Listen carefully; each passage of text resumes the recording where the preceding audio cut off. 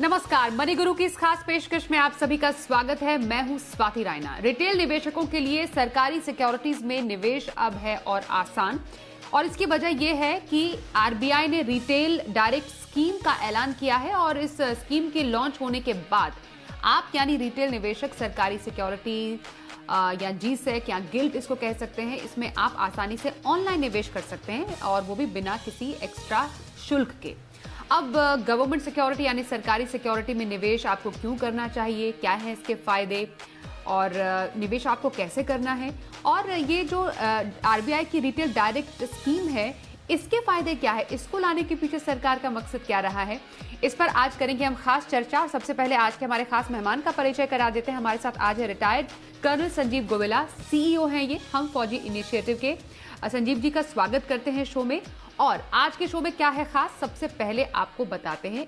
Show शुरुआत करने से पहले आज हम शो में खास तौर पर बात करेंगे क्या है आरबीआई की डायरेक्ट रिटेल स्कीम, कैसे खरीदें सरकारी सिक्योरिटीज, जीसेक में निवेश के क्या है फायदे, और government securities versus guilt fund निवेश के लिए क्या बेहतर।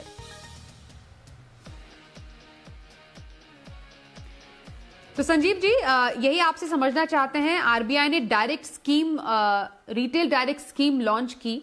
अब ये जो स्कीम है ये क्या है, ये क्यों लाई गई है, इसकी खासियत क्या है, सबसे पहले इसकी बारीकियां और इसके लाने के पीछे के मकसद के बारे में मैं आपसे समझना चाहती हूँ। सबसे पहले नमस्कार स्वाति जी और सारे ऑडियंस जो इस प्रोग्राम को देख रहे हैं। मैं सबसे पहले आपको ये बताना चाहूंगा कि ये जो नई फैसिलिटी है इसकी जरूरत क्या थी। जिस तरह से स्वाति जी ने कहा, गवर्नमेंट सिक्योरिटीज सबसे ज्यादा सेफ सिक्योरिटीज होती हैं। अगर हम डेट साइड में देखें, इससे ज्यादा सेफ कोई चीज होती नहीं है डेट की दायरे में। अभी तक क्या था कि अगर किसी को गवर्नमेंट सिक्योरिटीज खरीदनी होती थी तो उसे या तो म्यूचुअल फंड्स के थ्रू जाना पड़ता था, जहां पे अपने चार्जेस होते हैं और हर कोई म्यूचुअल फंड से जा पाएगा नहीं जा पाएगा, ये एक प्रॉब्लम रहती थी, या फिर बहुत सारे पैसे होने चाहिए उसके लिए। अगर मैं आपको कहूं कि अभी अगर कोई डायरेक्ट गवर्नमेंट सिक्योरिटीज खरीदना चाहता है तो कम से कम 5 करोड़ रुपए की जरूरत पड़ेगी। अब आरबीआई चाहता था कि जब गवर्नमेंट की ये सिक्योरिटीज हैं, स्टेट गवर्नमेंट की सिक्योरिटीज हैं, वो अगर लोग रिटेल इन्वेस्टर्स ही नहीं खरीद पाएंगे तो क्या फायदा है। इसलिए उन्होंने ये नया पोर्टल शुरू किया है जिसको RBI retail direct online portal कहते हैं। ओके, तो डायरेक्ट स्कीम आरबीआई का ये पोर्टल जिसमें आप खासतौर पर रिटेल निवेशकों के लिए सरकारी सिक्योरिटीज में निवेश करने का मौका है, और प्राइमरी सेकेंडरी बाजार दोनों में आप ऑनलाइन निवेश कर सकते हैं। ये एक बहुत बड़ा फायदा है। अगर हम सरकारी सिक्योरिटीज की बात करें, जैसा संजीव जी आपने बोला कि एक बहुत सबसे सुरक्षित तरीका है, और जो यूजुअली जो निवेशक है जो कि बहुत ज्यादा अग्रेसिव निवेशक नहीं है, वो चाहते हैं कि उनको सुरक्षा भी मिले, रिटर्न भी बेहतर मिले, वहां पर वो निवेश कर सकते हैं। सरकारी सिक्योरिटीज में अब तक निवेशकों के लिए कैसी फैसिलिटी मौजूद थी, और अभी जब ये सरकारी सिक्योरिटी आसान हो जाएगी रिटेल निवेशकों के लिए खरीदनी, तो वो फायदे क्या? ओके, स्वाति जी देखिए, अभी अगर किसी को खरीदना होता था तो या तो लोगों को, जैसे मैंने कहा, म्यूचुअल फंड्स में जाना पड़ता था जहां पे उनके हाथ में कुछ भी नहीं है, जिस तरह से भी फंड मैनेजर मैनेज करता है उस तरह से चलना पड़ता था, या फिर उनके पास बहुत सारा पैसा होना चाहिए था। प्राइमरी डीलर्स होते हैं, उनके थ्रू जा सकते थे वो, लेकिन वो काफी एक्सपेंसिव, 5 करोड़ जैसे मैंने कहा टिपिकल लॉट साइज हुआ करता था। अब जब ये आरबीआई ने ये वाला डायरेक्ट पोर्टल लॉन्च किया है, इसमें कोई भी एक बार रजिस्टर कर दे तो उस पोर्टल के ऊपर अपनी खरीद बेच कर सकता है। तो वो उस पोर्टल में मात्र 10,000 रुपए की जरूरत है, जिससे वो आज अभी जो नई सिक्योरिटीज लॉन्च कर रहा है आरबीआई, उसमें वो जा सकते हैं, या पुरानी कोई और पुरानी सिक्योरिटीज है जो अभी सेल के लिए आई हुई है उनको खरीद सकते हैं मात्र 10,000 रुपए से। अब ये जो पोर्टल है ये किस तरह से काम करता है, इस पोर्टल का नाम है RBI Retail Direct.org.in। अलग से पोर्टल बनाया गया है। इसके ऊपर आपको अपना KYC वगैरह करके, बहुत बड़ा सिंपल सा तरीका है जिससे आप उस पोर्टल के ऊपर अपने को रजिस्टर करवा सकते हैं। और एक बार आपने रजिस्टर करवा लिया तब आप वहां पे 4 तरह की चीजें खरीद सकते हैं। सबसे पहले जैसे हमने बात की गवर्नमेंट सिक्योरिटीज, जिनको शॉर्ट में G-Sec भी बोला जाता है। टिपिकली ये जो G-Secs होती हैं ये 1 साल से ऊपर की ड्यूरेशन की होती हैं। नई जो लॉन्च होती है वो टिपिकली 5 साल से 30 साल की मैच्योरिटी की होती है। पुरानी डिपेंड करता है क्या चीज अवेलेबल है। दूसरी होती है ट्रेजरी बिल्स, जो 1 साल से कम की ड्यूरेशन के होते हैं। 90 दिन से लेकर के 364 दिन तक के ये ट्रेजरी बिल्स होते हैं। इसके अलावा इसी तरह से स्टेट गवर्नमेंट्स भी लॉन्च करती हैं अपना, जो आरबीआई के थ्रू लॉन्च होता है। और एक जो चीज अधिकतर लोग सब्सक्राइब करते हैं वो है सॉवरेन गोल्ड बॉन्ड्स, SGBs। वो भी आप यहाँ पे खरीद सकते हैं बड़े आराम से। और जो बाकी G-Secs और स्टेट गवर्नमेंट सिक्योरिटीज होती हैं उनमें आपको 6 महीने का इंटरेस्ट मिलता है। कोई आपको एडिशनल कॉस्ट बिल्कुल नहीं पड़ती जो आपको म्यूचुअल फंड्स में पड़ती है। और रेजिडेंट इंडियंस और NRIs दोनों के लिए एलिजिबल है इस चीज को खरीदने के। ओके, तो ये आपने बारीकियां बताई सरकारी सिक्योरिटीज की। ये आपसे समझना चाहते हैं, आपने बताया कि ये सबसे सुरक्षित निवेशों में माना जाता है, लेकिन कुछ और फायदों में अगर हम इसके समझे, क्योंकि जब कोई निवेश करता है तो ये देखना चाहता है कि किसी निवेश में से उसको रिटर्न कितना मिलेगा, या वो पैसे कब निकाल सकता है, ब्याज दरें ऊंची हो नीचे हो, क्योंकि अब सरकारी सिक्योरिटी है तो ब्याज दरों से तो इसका कनेक्शन होगा ही। तो एक सरकारी सिक्योरिटी के फायदे और खासतौर पर G-Sec के फायदे यहाँ पर एक निवेशकों के लिए आप कैसे गिनाएंगे? देखिए, जो सिक्योरिटी का जो इसका जो सेफ्टी है वो किसी डाउट में नहीं। ये गवर्नमेंट की सिक्योरिटीज है, स्टेट गवर्नमेंट की सिक्योरिटीज होती है, इनके अंदर कोई सेफ्टी का इश्यू है ही नहीं। लेकिन आपको ये देखना है कि आप कितने मेच्योरिटी वाला लेना चाहते हैं। अब जैसे मैंने T-bills की बात की, वो तो बहुत शॉर्ट मेच्योरिटी है। लेकिन अगर हम ओरिजिनल G-Secs की बात करते हैं गवर्नमेंट सिक्योरिटीज की, वो टिपिकल 5 साल से 30 साल तक की होती है। अगर कोई उनको इनिशियल इश्यू में लेना चाहता है तो इनिशियल इश्यू वो उसका शेड्यूल आता रहता है। अगर आप रजिस्टर हो जाते हैं तो आपको पता लगता रहेगा कब इनका इनिशियल इश्यू आ रहा है। आप उसमें सब्सक्राइब कर सकते हैं। सब्सक्राइब के लिए आपको अपनी रिक्वायरमेंट डालनी पड़ती है और जिस रेट पे आरबीआई आपको अलॉट करेगा उस रेट पे आपको मिल जाएगी। जैसे मैंने कहा हर 6 महीने पे इनका इंटरेस्ट आपको आता है।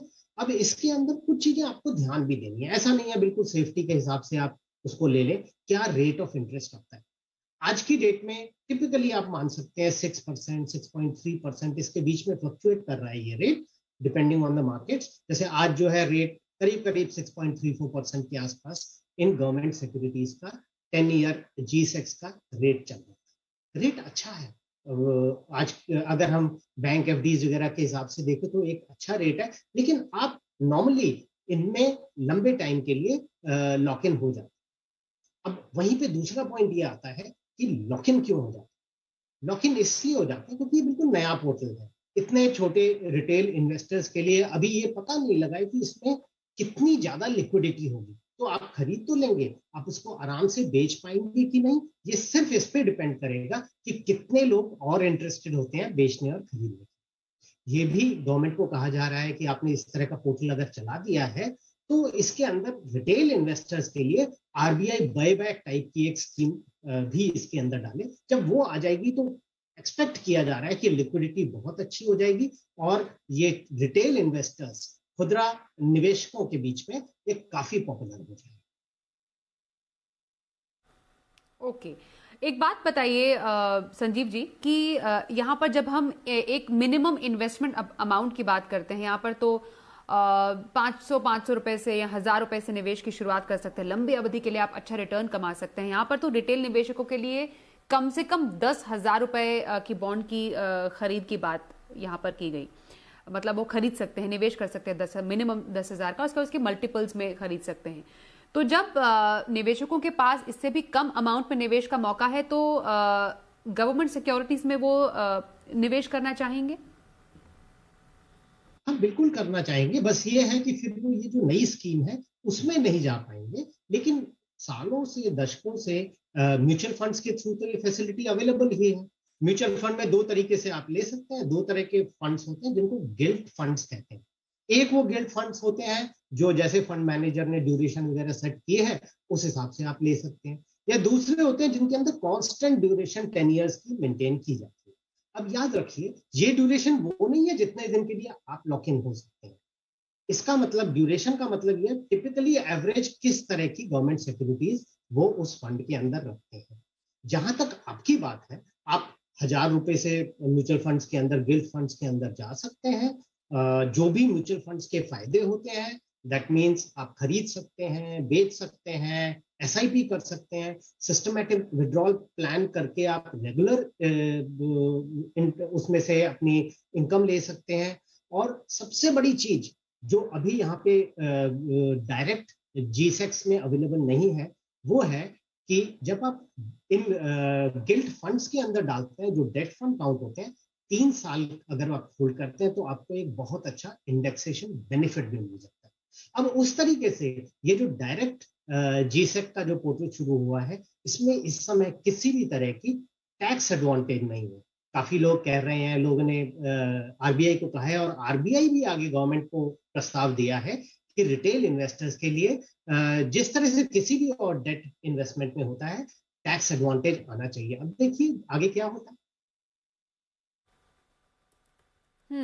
बिल्कुल। अब इसको कोई भी निवेशक अपने डेट पोर्टफोलियो का हिस्सा बना सकता है संजीव जी। तो किसी को अगर एक सुरक्षित निवेश करना है और एक डेट पोर्टफोलियो वो बना रहे हैं इस वक्त, जो हमारे दर्शक देख रहे हैं, तो वो किस तरीके से डिजाइन करे अपने पोर्टफोलियो को, जिसमें एक गवर्नमेंट सिक्योरिटी भी हो, थोड़ा म्यूचुअल फंड का निवेश भी हो। मतलब अगर हम परसेंटेज वाइज समझे, पोर्शन वाइज समझे, तो आप कैसे किसी को एक गवर्नमेंट सिक्योरिटी के साथ एक डेट पोर्टफोलियो बनाने की सलाह देंगे? ओके, ये बहुत बढ़िया क्वेश्चन किया है स्वाति जी आपने, क्योंकि ये किसी भी निवेशक के दिमाग में आ सकता है। मैं अभी ये कहूँगा कि जिस तरह से इस डायरेक्ट रिटेल पोर्टल के ऊपर इस समय बहुत कम इन्वेस्टर्स हैं, तो अगर आप कोई भी चीज खरीदते हैं, ये मान के चलिए कि उसको इस पोर्टल के ऊपर बेचना बहुत आसान नहीं होगा। धीरे धीरे जैसे वॉल्यूम होगा, वो तो फ्यूचर ही बताएगा कि आगे जाकर के किस तरह से आप बेच पाते हैं। अगर आप आसानी से बेच पाते हैं तो बहुत अच्छा होगा, लेकिन इस समय मान के चलिए जो भी आप खरीदेंगे वो आपको मैच्योरिटी तक रखना होगा। इसका मतलब, मान लीजिए आप 5 साल की बॉन्ड खरीदते हैं या 10 साल वाली बॉन्ड खरीदते हैं, जो इस समय हम 2021 चल रहा है, मान लीजिए आप 2031 वाली बॉन्ड, ये जीसेक्स खरीदते हैं इसके ऊपर, ये मान के मत चलिए कि आप इसको 2031 से पहले बेच पाए। इसका मतलब क्या हुआ? इसका मतलब अगर आप इसी तरह की पूरी सेफ्टी में रहना चाहते हैं, और आप मान लीजिए बीच में आपको चांसेस है कि आपको पैसा भी निकालना पड़ेगा, तो आप उस पैसे को जिसमें चांसेस है निकालने के, उनको इन जीसेक्स के अंदर मत डालिए, क्योंकि आप शायद निकाल नहीं। तो आप अपना इस तरह से पोर्टफोलियो बनाइए कि जो भी पैसा आप इन जीसेक्स में डाल रहे हैं, वो आपका सिर्फ मैच्योरिटी पे निकल पाए। एक चीज और बहुत ध्यान से सुनने वाली बात ये है, ये जो है बहुत लॉन्ग टर्म बॉन्ड्स में हम ये जानते हैं कि इंटरेस्ट रेट ऊपर भी जा सकते हैं और नीचे भी जा सकते हैं। अगर इंटरेस्ट रेट यहां से ऊपर जाते हैं, तो जिस रेट पे आपने खरीदी है ये बॉन्ड्स, और यहां से इंटरेस्ट रेट ऊपर जाता है, तो हो सकता है आप इनके प्राइस में गिरावट देखें। फिक्र मत कीजिए, अगर आपने लिया है, प्राइस ऊपर नीचे कुछ भी हो रहा है, आपने तो मैच्योरिटी तक के लिए इनको लिया है, तो फर्क नहीं पड़ता। इसको बोलते हैं MTM losses, that means mark to market. अगर इंटरेस्ट रेट नीचे जा रहे होते तो आप प्रॉफिट कमाते, लेकिन इस समय जहां पे हम बैठे हैं, यहां से इंटरेस्ट रेट्स ने ऊपर ही जाना है अधिकतर, ये बिलीफ है पूरी मार्केट। तो मैं एक हिसाब से ये भी कह सकता हूं कि हो सकता है आप अगर इनको लेना चाहते हैं, तो थोड़ा सा अपना डिसीजन इनको खरीदने का थोड़ा सा आगे ले जा सकते हैं इस समय खरीदने की बजाय। ओके, मतलब लो इंटरेस्ट रेजीम के बजाय जब इंटरेस्ट रेट ऊपर ऊंचाई की तरफ हो, तब गवर्नमेंट सिक्योरिटी में निवेश करना फायदेमंद साबित हो सकता है, और एक लंबी अवधि के लिए जिसमें इंटरेस्ट रेट रिस्क का डर निवेशकों को कम रहे। संजीव जी, मतलब एक लगभग एक होराइजन कितना आप कह रहे हैं, क्योंकि लगभग 30 साल तक आप निवेश कर सकते हैं, तो एक कोई मिड वे है इसमें, या एक लंबी अवधि का निवेश ही जो निवेशक है उसको करना चाहिए गवर्नमेंट सिक्योरिटीज में? देखिए, गवर्नमेंट सिक्योरिटीज जो है 5 साल से लेकर 30 साल तक के टेन्योर के लिए जनरली अवेलेबल होती है। तो आप अपने हिसाब से, और ऑफ कोर्स अवेलेबिलिटी के ऊपर डिपेंड करता है कि क्या चीज अवेलेबल है, तो आप कम पीरियड के लिए भी ले सकते हैं। इसके अलावा इस पोर्टल के ऊपर ये जरूरी नहीं है कि बस प्राइमरी इश्यूज आते हैं कि गवर्नमेंट ने नई बॉन्ड इश्यू की, आपको वही लेनी पड़ेगी। ये एक्सपेक्ट किया जा रहा है धीरे धीरे इसके ऊपर खरीद और बेच शुरू हो जाएगी। तो लोग जो अपनी बॉन्ड्स को बेचना चाहते हैं वो इस पोर्टल के ऊपर भी आके अपना ऑफर डाल सकते हैं। आपको दिखता है कि आपने 2 साल के लिए लेनी है, कोई 10 साल की बॉन्ड थी जिसके 10 साल की जीसेक थी जिसके 8 साल पूरे हो चुके हैं, और 2 साल कह लीजिए 2023 में वो मेच्योर होने वाला। 10 साल की बॉन्ड, 8 साल हो चुके हैं, 2 साल बचे, आप इस तरह की बॉन्ड भी ले सकते हैं। अब ये तो सारा डिपेंड करता है इस पोर्टल के ऊपर कि कितने लोग इस पोर्टल के ऊपर आ जाते हैं और खरीद बेच करना शुरू करते हैं। तो मेरा ये सोचना है कि कुछ टाइम, लोगों को थोड़ा सा टाइम लगेगा इसके ऊपर आने में, तो उस तरह की सेकेंडरी मार्केट ऑपरेशन होने में टाइम लग सकता है। लेकिन प्राइमरी मार्केट ऑपरेशन जो है उनमें भी आपको 5 साल से लेकर 30 साल तक की एक्सपेक्टेड है कि आपको ऑप्शंस अवेलेबल हैं। बिल्कुल सर। और यहां पर एक बड़ा फायदा एनआरआईज को होता हुआ नजर आ रहा है, नॉन रेजिडेंट इंडियंस को, क्योंकि वो दुनिया में कहीं पर भी बैठे हुए भारत में सरकारी सिक्योरिटीज में निवेश कर सकते हैं। जैसा संजीव जी ने जिक्र भी किया था, एनआरआईज के लिए भी है ये विकल्प। तो सरकारी सिक्योरिटीज निवेश का मौका क्या है, तरीका समझ रहे हैं। हमारे साथ हैं हम फौजी इनिशिएटिव के सीईओ संजीव गोविला, और संजीव जी से हम समझ रहे हैं कि सरकारी सिक्योरिटीज में निवेश का तरीका क्या है फायदे, और साथ ही आरबीआई की जो ये डायरेक्ट रिटेल स्कीम है, इसके जरिए आप सरकारी सिक्योरिटीज में, ट्रेजरी बिल्स में, इवन सॉवरेन गोल्ड बॉन्ड में निवेश कर सकते हैं। इसके तरीके को थोड़ा समझते हैं जिससे पहले हम आगे बढ़े। संजीव जी, आपने काफी तो बता दिया डिटेल में, लेकिन फिर भी कोई अगर जो RBI retail-direct.org.in की वेबसाइट पे जाता है और उनको गिल्ट अकाउंट खोलना है, अप्लाई करने का तरीका क्या है, जो उसके स्टेप्स हैं, थोड़ा बहुत अगर आप बता पाएं, जो फॉर्म भरना है और थोड़ा बहुत जो एक फॉर्मेलिटी होती है अप्लाई करने की, वो कैसी है? इसके ऊपर अप्लाई करना बहुत सिंपल है। आपके पास अपना पैन और आधार कार्ड होना चाहिए। अगर आपका आधार कार्ड लिंक्ड है तो बिल्कुल फर्स्ट क्लास है। सबसे पहले जो आपने पोर्टल बताया, उस पोर्टल के ऊपर जाना है, क्लिक करना है, उस पर वहां पे पहुंच जाएंगे। वहां पे जाने के बाद वो आपके बड़े सिंपल से स्टेप्स, आपका नाम लेगा, एड्रेस लेगा, एड्रेस प्रूफ होना चाहिए आपके पास, पैन कार्ड नंबर लेगा, और उसके बाद वो आपका केवाईसी करना शुरू कर गया। आप सभी जानते हैं कि केवाईसी तो आजकल हर चीज के लिए इंपॉर्टेंट है और मैंडेटरी है। तो आप केवाईसी करेंगे। केवाईसी के अंदर पैन नंबर मांगेगा, आपका आधार नंबर मांगेगा, आधार लिंकिंग अगर है तो आपका ओटीपी आएगा, मोबाइल आपका लिंक हो जाएगा, वो बैंक अकाउंट आपका उसके साथ लिंक करेगा, आपको बैंक अकाउंट के अपने डिटेल्स डालने पड़ेंगे। इन सबके साथ जैसे ही आप ये सारी कार्रवाई कर देते हैं तो आपका अकाउंट बिल्कुल रेडीली, बड़े आराम से खुल जाए। सो बेसिकली आपको अपना पैन नंबर चाहिए, आपको अपना मोबाइल आपके पास होना चाहिए जिसपे ओटीपी आएगा, मोबाइल नंबर आपको डालना पड़ेगा, एड्रेस प्रूफ होना चाहिए, आपका बैंक का डिटेल्स आपके पास होने चाहिए, और अगर आपका आधार लिंकिंग अच्छी तरीके से हो चुकी है तो फिर कोई प्रॉब्लम ही नहीं है आपको ये अकाउंट खोलने। एक बार जब ये अकाउंट आप खोल लेते हैं तो आप बिल्कुल एलिजिबल हैं आगे जो कुछ भी अवेलेबल है उसको लेने के लिए। जब भी आप उस अपने अकाउंट के अंदर जाएंगे तो आपको प्राइमरी मार्केट में अभी क्या अवेलेबल है, सेकेंडरी मार्केट में क्या अवेलेबल है, वो बड़े आराम से उस अकाउंट के अंदर दिखने लग जाए। जब भी आप इन चीजों के लिए अप्लाई करना चाहते हैं तो सबसे पहले जरूरत है कि आपको अपने अकाउंट को फंड करना है, मतलब उसमें पैसे लेके आने हैं। आपका बैंक अकाउंट लिंक्ड है तो आप उसके अंदर ये पैसे ला सकते हैं कई तरीकों से, जो आजकल होता है। आप NEFT से ले आइए या आप UPI से ले आइए, किसी भी तरीके से बैंक में अपने ले आइए। अब अगर आप प्राइमरी किसी इश्यू के अंदर जाना चाहते हैं तो आप सिर्फ ये कह सकते हैं कि मुझे इतनी इतनी GSECs, इतनी गवर्नमेंट सिक्योरिटीज चाहिए, और बाद में जब वो पूरा चीज डिसाइड हो जाती है, आपका रेट आ जाता है, उसके हिसाब से पैसे आपके ऑटो डिडक्ट हो जाते हैं। अगर आप सेकेंडरी मार्केट में डील करना चाहते हैं, सेकेंडरी मार्केट में बॉन्ड्स खरीदना चाहते हैं, तो सेकेंडरी मार्केट के बॉन्ड का रेट आपको बिल्कुल सामने सामने दिख रहा है, और आपने उसे जिस हिसाब से वो सेकेंडरी मार्केट के बॉन्ड्स ले लीजिए। सबसे इंपॉर्टेंट चीज ये है, ये इसके साथ कोई डीमैट अकाउंट लिंक्ड नहीं है। आप जो कुछ भी खरीद रहे हैं वो आपके इस RDG account, retail direct government securities account के अंदर ही रहेगा, और वो सारी कुछ चीज बिल्कुल सेफ है और RBI के द्वारा मैनेज्ड। तो अप्लाई करने का तरीका बिल्कुल आसान, कोई दिक्कत नहीं होनी चाहिए। ऑनलाइन जमाना है, डिजिटाइजेशन है, तो लोगों को वैसे भी अब काफी आसानी हो गई है ऑनलाइन कोई भी अकाउंट खोलने में, और ये रिटेल डायरेक्ट जो स्कीम है उसमें तो और भी ज्यादा आपको आसानी होगी। शुरुआती दौर है, थोड़ा बहुत टीदिंग प्रॉब्लम जरूर होते हैं, लेकिन इवेंचुअली सहूलियत के लिए ही है। दो सवाल संजीव जी शो के आखिर में आपसे होंगे। पहला, सरकारी सिक्योरिटी, अब रिटेल निवेशक आसानी से तो निवेश कर सकते हैं, क्या एफडी का एक बेहतर विकल्प ये साबित हो सकता है? मैं इसको कहूंगा हाँ भी और नहीं भी। देखिए, इसके अंदर अलग अलग पहलू हैं। अगर हम एफडी की बात करें, इंडिया के अंदर बैंक्स बहुत सेफ माने जाते हैं, तो ये नहीं कि ये जो गवर्नमेंट सिक्योरिटीज है, टेक्निकली अगर माने, हाँ जी गवर्नमेंट से ज्यादा तो कुछ सेफ नहीं है, लेकिन दोनों में सेफ्टी में कोई इतना फर्क नहीं।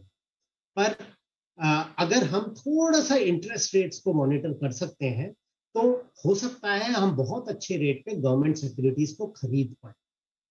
जैसे आज की डेट में, आज जब स्टॉक मार्केट क्रैश हुई है और उसके बाद गवर्नमेंट सिक्योरिटीज का जो हमारा यील्ड चल रहा है वो 6.34% चल रहा है। उधर हमारे जो एफडीज हैं वो करीब 5.5% हो गए। तो हमें यहाँ पे एक अच्छा रेट मिल सकता है अगर हम आज जाए। दूसरी चीज है, इसके अंदर हम जैसे एफडीज होते हैं, एफडीज की काफी वैरायटीज हमें अवेलेबल होती है। इसके अंदर वैरायटीज वो ही अवेलेबल है जो वहां पे पोर्टल के ऊपर आपको दिखेंगे। टिपिकली अगर हम G-Secs लेना चाहते हैं तो वो लॉन्ग मैच्योरिटी के होते हैं, जबकि एफडी तो आप 7 दिन का भी एफडी ले सकते हैं। तो इस तरह से करके आपके प्लसेस और माइनसेस हैं। अगर आपको एकदम से पैसे की जरूरत है तो G-Secs में पॉसिबिलिटी जैसा आज है, पॉसिबिलिटी है कि आपको बायर ना मिले। अगर बायर नहीं मिलेगा तो आप अपना ये G-Sec बेच नहीं पाएंगे। दूसरी साइड में एफडी आप बैंक में जाके कभी भी तोड़ सकते हैं। सो प्लस माइनस है, सिर्फ सेफ्टी ही एक पॉइंट नहीं है दोनों केस में। लिक्विडिटी, कितना आपको अमाउंट डालना है, कब आप बहुत सारे निकाल सकते हैं, पैरामीटर्स ये देखने सारी की चीजों को जरूरत भी है आपको जब देखना हम कंपेयर करें, जैसा संजीव जी आप बता रहे हैं। यहाँ पर गवर्नमेंट सिक्योरिटी और एफडी की बहुत ही संक्षिप्त में जवाब, समय बहुत कम है। एनआरआई के लिए एक अच्छा ऑप्शन हो सकता है, क्योंकि हमें मालूम है स्मॉल सेविंग स्कीम्स और बहुत सारे ऑप्शन में एनआरआई डायरेक्टली निवेश नहीं कर सकते, और यहाँ पर उन्हें मौका मिल रहा है सरकारी सिक्योरिटीज में निवेश करने का। बिल्कुल इसमें कर सकते हैं, लेकिन उनको फेमा रूल्स को फॉलो करना पड़ेगा। और एक चीज और उनको ये देखनी पड़ेगी कि वो एक्सचेंज रेट फ्लक्चुएशन के दायरे में भी में उनको देखना पड़ेगा कि क्या ये उनके लिए ठीक है कि नहीं। हम नॉर्मली यूएस डॉलर को 4.5% ईयरली डेप्रिसिएशन मानते हैं, उसके बाद क्या उनके लिए ये बेनिफिशियल है कि नहीं, ये चीज देखना बहुत जरूरी है। बहुत शुक्रिया संजीव जी, आप हमारे साथ शामिल हुए और गवर्नमेंट सिक्योरिटीज और आरबीआई की इस रिटेल डायरेक्ट स्कीम के फायदों के बारे में आपने हमारे दर्शकों को बताया।